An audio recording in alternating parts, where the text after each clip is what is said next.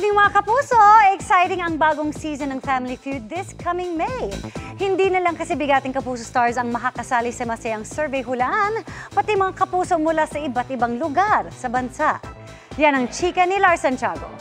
Sa all-new season ng pinakamasayang family game show. Fiestang-fiesta ang dating ng Family Feud ngayong Mayo. Kaya naman fiestang-fiesta rin ang pakiramdam ng host nitong si Dingdong Dantes. Dahil sinabi natin Fiestang Pinoy, syempre yung mga bisita natin dito all-star, all-star cast. Lahat ng mga maglalaban po dito, kilalang kilala natin yung mga pinapanood natin kagaya ng cast ng Abot Kamay na Pangarap, 'di ba? Voltes 5 Legacy na mapapanood natin ulit at maraming iba pa. Gusto nga raw nilang ma-experience din ng mga manunood ang fiesta atmosphere ng top rating game show.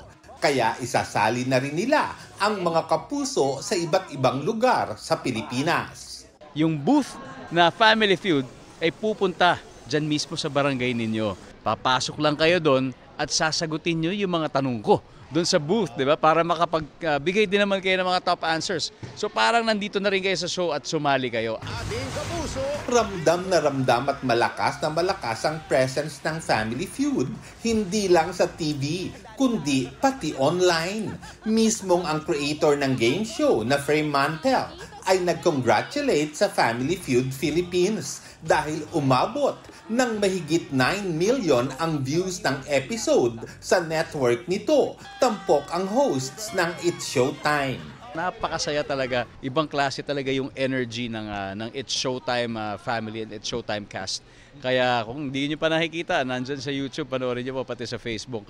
And we're just really very happy na hindi lang po dito sa GMA7 pinapanood, pati sa online. Ang Family Feud Philippines din ang unang nag-imbita ng mga bata para maglaro sa Family Feud.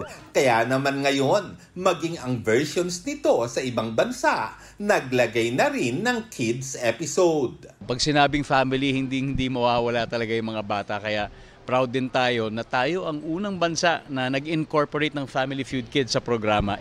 Magsisimula ang new season ng Family Feud ngayong Miyerkules, May 1, bago ang 24 oras.